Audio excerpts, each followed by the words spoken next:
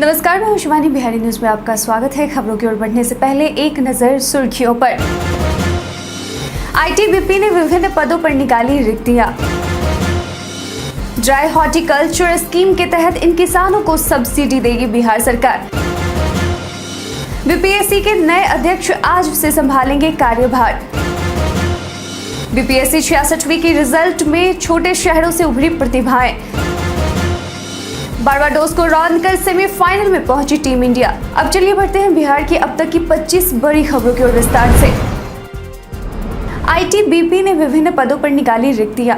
Indo Tibetan border police force ने constable के carpenter, mason, plumber trade में कुल मिलाकर 108 रिक्त पदों पर भर्ती के लिए अधिसूचना जारी की है। इन पदों के लिए अगर शैक्षणिक योग्यता की बात की जाए तो आवेदक को मैट्रिकुलेशन के साथ ही संबंधित ट्रेड में ITI पास होना जरूरी है। इच्छुक और योग्य उम्मीदवार इन पदों से जुड़ी हुई समस्त जरूरी जानकारी और आवेदन करने के लिए इस वीडियो के इसी पेज पर नीचे डिस्क्रिप्शन बॉक्स में दिए गए वेब लिंक पर जरूर क्लिक करें। आवेदन करने की अंतिम तिथि 17 सितंबर 2022 तक है। विस्तृत जानकारी के लिए आप ऑफिशियल वेबसाइट itbpolice.nic.in पर जाकर चेक कर सकते हैं।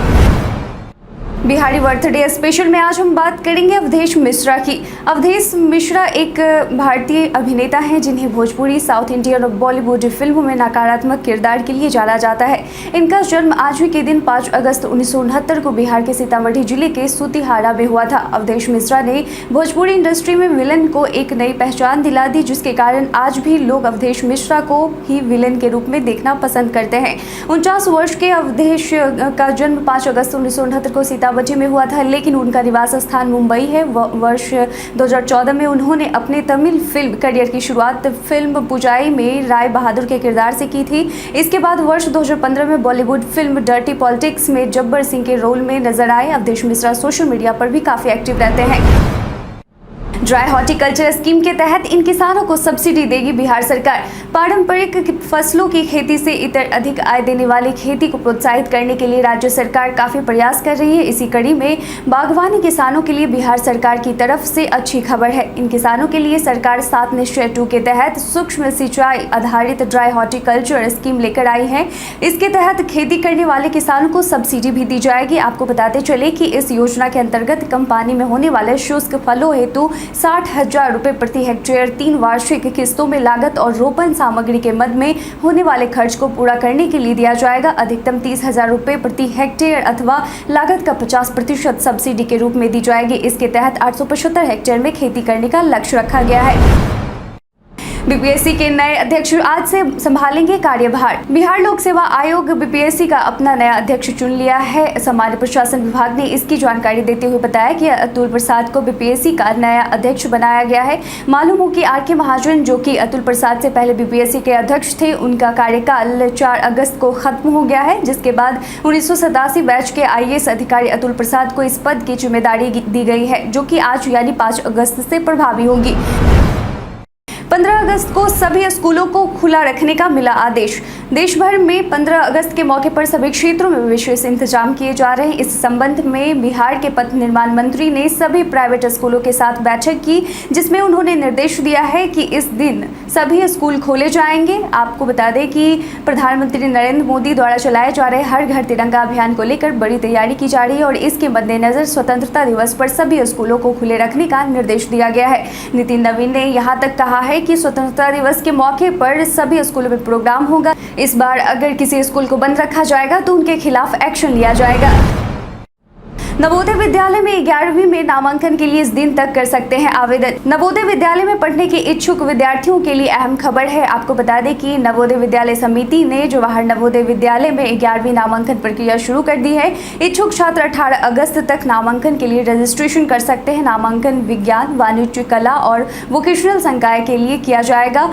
जो छात्र अपने जिले या राज्य के सरकारी या सरकारी मान्यता प्राप्त स्कूलों से 10वीं कक्षा पास हैं, वही विद्यार्थी इसके लिए आवेदन कर सकते हैं। आवेदन करने के लिए आधिकारिक वेबसाइट navodaya.gov.in पर विजिट कर सकते हैं।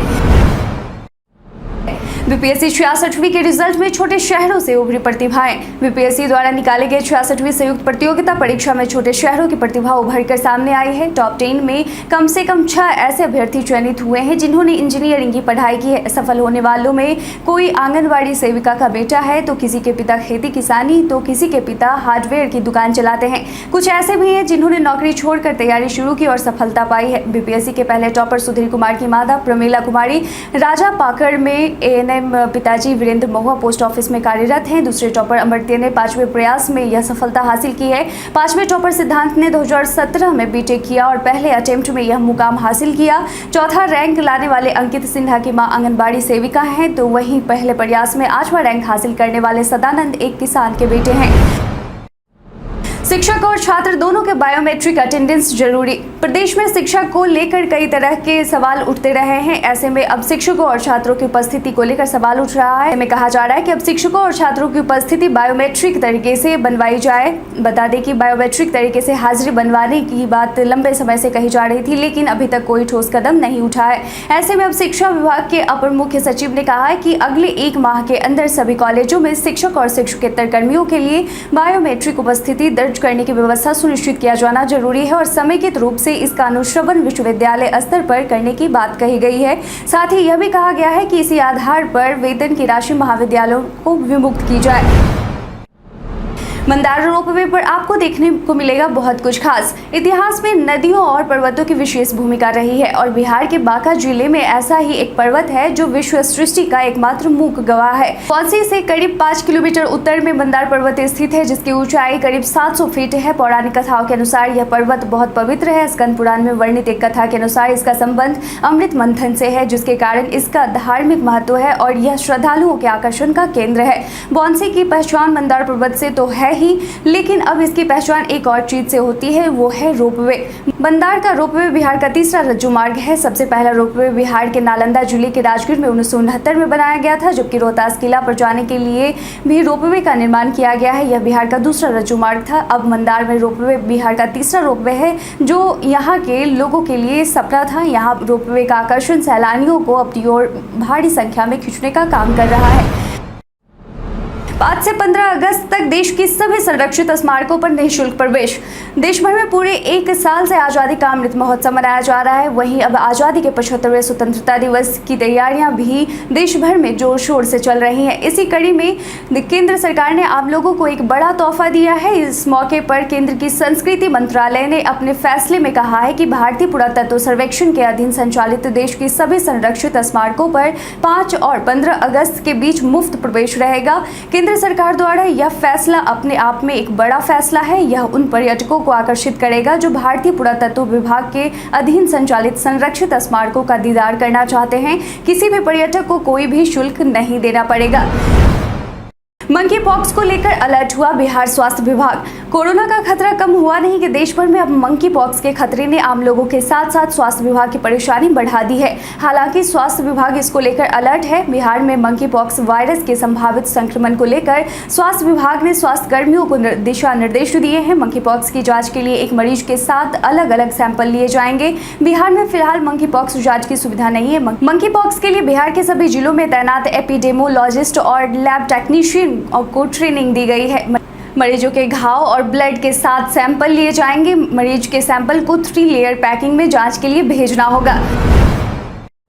भूमि सुधार मंत्री ने 15 दिनों में सभी आरोपित अधिकारियों पर कार्रवाई का दिया आदेश। भूमि सुधार विभाग ने जमीन से जुड़े मामले में गड़बड़ी करने के आरोप में सीओ, बंदोबस्त पदाधिकारी, चौकबंदी पदाधिकारी समेत अन्य स्तर के तकरीबन 150 कर्मियों पर कार्रवाई करने का आदेश जारी किया है। हाल में विभागीय मंत्री रामसूरत राय ने विभाग के अपर मुख्य सचिव के साथ मिलकर अब विभागीय कार्यों की समीक्षा की, तो पता चला कि इन पर कोई कार्रवाई नहीं की गई है। कुछ शिकायतें 3 से 5 साल पुरानी हैं। इसके बाद भूमि सुधार मंत्री ने कर्मियों के खिलाफ लंबित पड़े इतने अधिक मामलों पर तुरंत कार्रवाई करने का आदेश जारी किया है और 15 दिनों में सभी लंबित मामलों का निपटारा करने को कहा है। शिक्षक अभ्यर्थियों ने सीएम और शिक्षा मंत्री के आत्मशुद्धि के लिए किया हवन। 7वें चरण के शिक्षक नियोजन को लेकर शिक्षक अभ्यर्थी लगातार प्रदर्शन कर रहे हैं। बीते दिन इन अभ्यर्थियों का गुस्सा चरम सीमा पर देखने को मिला। हद तो तब हो गई जब इन्होंने मुख्यमंत्री और शिक्षा मंत्री के आत्मशुद्धि के लिए हवन करना शुरू कर दिया। दरअसल 7वें चरण के नियोजन की मांग को लेकर लगातार 4 दिनों से गर्दनीबाग धरना स्थल पर बिहार के विभिन्न जिलों से आए सीटीईटी और बीटीईटी उत्तीर्ण शिक्षक अभ्यर्थी धरने पर बैठे हुए हैं। सरकार से खफा शिक्षक अभ्यर्थियों ने धरना स्थल पर हवन किया और कहा कि यह हवन मुख्यमंत्री नीतीश कुमार और शिक्षा मंत्री विजय कुमार चौधरी और शिक्षा विभाग के अधिकारियों के आत्मा शुद्धि करने के लिए हम लोग कर रहे हैं, जिससे उनके आत्मा शुद्ध हो और जल्द से जल्द 7वें चरण के शिक्षक नियोजन की तिथि की घोषणा करें। बिहार में कहीं बाढ़ तो कहीं सुखाड़ जैसे हालात। बिहार में इन दिनों मौसम का मिजाज बदल रहा है। बदलते हालात के बीच में प्रदेश कई जिलों में बाढ़ तो कई जिलों में सुखाड़ जैसी हालत बन गई है। मौसम विभाग की तरफ से जारी अपडेट में बताया जा रहा है कि बिहार में एक बार फिर से मानसून रूठ गया है। प्रदेश में अगले कुछ दिनों तक बारिश होने की संभावना से मौसम विभाग इनकार कर रहे हैं। प्रदेश में बारिश को लेकर किसी तरह का कोई भी अलर्ट जारी नहीं किया गया है। ऐसे में अब एक बार फिर से प्रदेश में तापमान में बढ़ोतरी देखने को मिलने वाली है। प्रदेश में एक तरफ जहां सुखाड़ जैसे हालात हैं तो वहीं दूसरी तरफ बाढ़ जैसे हालात हैं। बता दें कि गंगा और कोसी नदियां इन दिनों उफान पर है। नेपाल में लगातार हो रही बारिश के बाद से बिहार के इन नदियों में जलस्तर में बढ़ोतरी हुई है। अब आसान होगा इस जिले से पटना और झारखंड का सफर।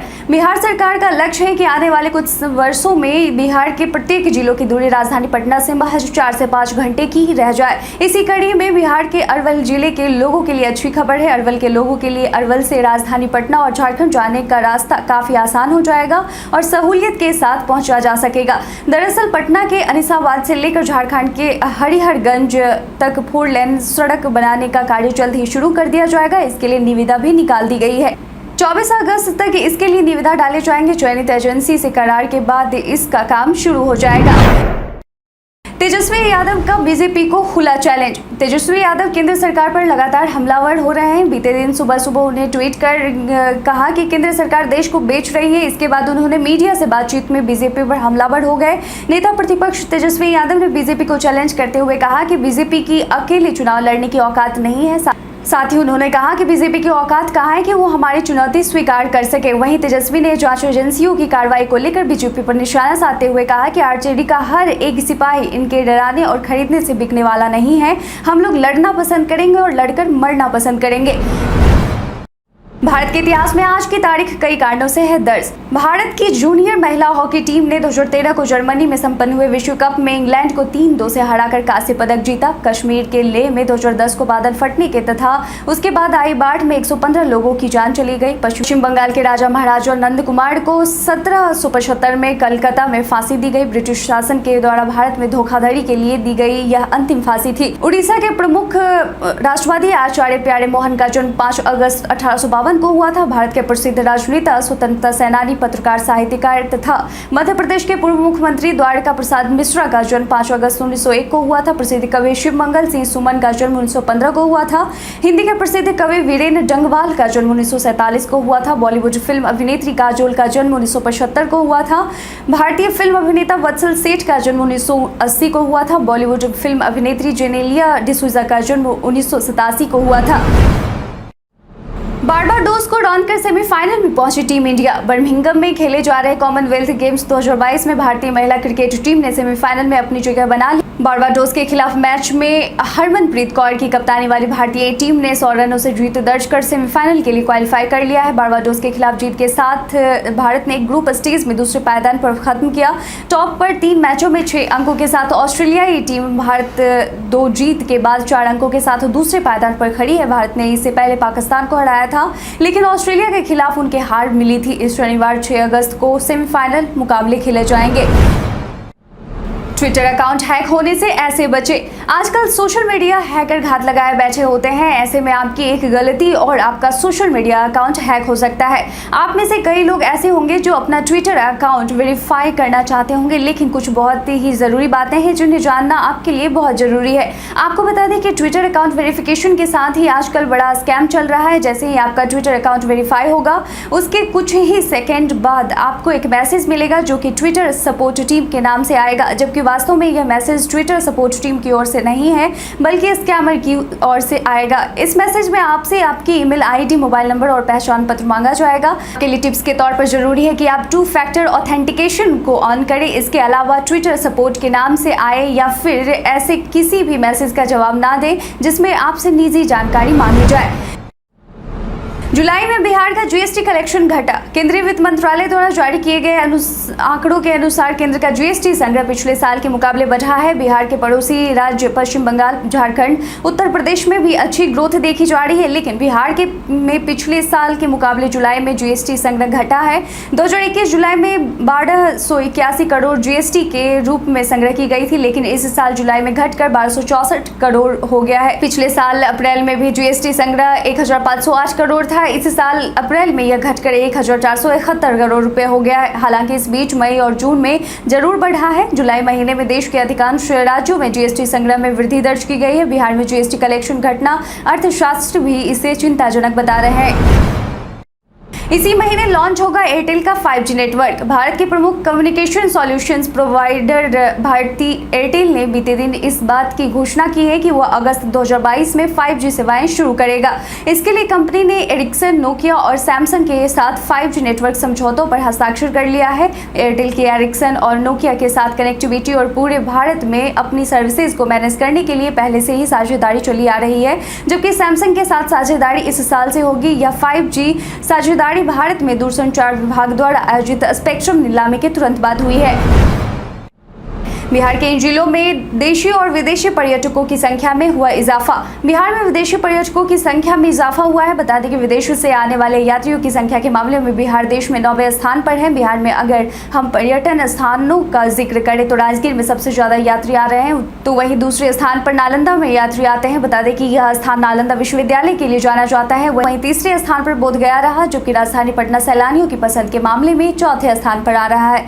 बता दें कि पिछले 2 सालों से जिस तरह से कोरोना के मामले सामने आ रहे हैं, उसे देखते हुए यात्रियों की संख्या में कमी देखने को मिली थी, लेकिन अब जब कोरोना के मामले में कमी आई है तो प्रदेश में देशी और विदेशी सैलानियों की संख्या में बढ़ोतरी हुई है। बता दें कि जनवरी से जून के बीच में इस साल 27,70,446 सैलानी देश से आए हैं, तो वहीं 7,590 यात्री विदेशी से आए हैं। मुकेश सहनी ने जिला कमेटियों की बैठक में रणनीति सहित कई मुद्दों पर की चर्चा। वीआईपी प्रमुख मुकेश सहनी अपनी पार्टी को मजबूत करने के तमाम प्रयासों में जुटे हुए हैं। इसी कड़ी में मुकेश सहनी ने पटना के स्टैंड रोड स्थित जुबा सहनी सभागार में पार्टी के मोतिहारी, बेतिया, दरभंगा, मधुबनी, सीतामढ़ी, शिवहर, छपरा, सिवान एवं गोपालगंज की जिला कमेटी के साथ समीक्षा बैठक की। इस बैठक में मुकेश सहनी ने आगामी रणनीति सहित कई महत्वपूर्ण विषयों पर विस्तार से चर्चा की। इस दौरान मुकेश सहनी ने कहा कि पार्टी आगामी विधानसभा चुनाव में बिहार में 243 सीटों पर लड़ने की तैयारी कर रही है, जिसके लिए अभी से ही राज्य के हर जिले में घूम कर कार्यकर्ताओं को तैयारी करने का निर्देश दिया जा रहा है। इस दिन से चलेगी रामेश्वरम धाम के लिए तीर्थ स्पेशल ट्रेन। आने वाले दिनों में तीर्थ यात्रा पर जाने का कर रहे हैं प्लान, तो यह खबर आपके लिए है। बता दें कि रेलवे आपके लिए स्पेशल ट्रेन की सुविधा देने जा रहा है। हालांकि यह सुविधा रेलवे लगातार लगभग 16 वर्षों से दे रही है। मालूम हो कि शीतकालीन छुट्टियों में स्पेशल ट्रेन के माध्यम से तीर्थ यात्रा कराने वाली श्री त्रिपुर तीर्थ यात्रा सेवा समिति के तत्वाधान में तीर्थ यात्रा का आयोजन रखा जाता है। इसी कड़ी में इस साल 24 दिसंबर से 3 जनवरी तक 11 दिनों का तीर्थ यात्रा का आयोजन रखा गया है, जो कि कोरबा, बिलासपुर, रायपुर, दुर्ग होकर रामेश्वरम धाम तक जाएगी। यात्रा के दौरान श्री रामेश्वरम धाम ज्योतिर्लिंग, श्री तिरुपति बालाजी, श्री मल्लिकार्जुन ज्योतिर्लिंग, श्री मदुरई मीनाक्षी देवी, श्री कन्याकुमारी के दर्शन के अवसर मिलेंगे। बिहार में मिले कोविड-19 के 200 से भी कम मामले। बिहार में बीते दिन के पिछले 24 घंटे में कुल मिलाकर 172 मामलों की पुष्टि हुई है, जिसके बाद बिहार में एक्टिव मरीजों की संख्या 1060 पर पहुंच गई है। इसके साथ ही अगर हम प्रभावित जिलों की बात करें तो अररिया में 5, अरवल, बांका और बेगूसराय में 1, भागलपुर में 5, भोजपुर, बक्सर और दरभंगा में 1, गया में 1, गोपालगंज में 3, जमुई में 2, खगड़िया, किशनगंज में 1, लखीसराय में 2, मधुबनी में 3, मुंगेर में 8, मुजफ्फरपुर में 7, नालंदा और नवादा में 1, पटना में 68, पूर्णिया में 11, रोहतास में 4, सहरसा में 10, समस्तीपुर में 1, सारण में 5, सीतामढ़ी में 2, सिवान में 3, सुपौल में 13 और वैशाली में 2 मामलों की पुष्टि हुई है। 3 ऐसे मरीजों की रिपोर्ट भी पॉजिटिव आई है जो दूसरे राज्य के हैं, लेकिन सैंपल बिहार के अलग अलग जिलों में कलेक्ट किए गए हैं।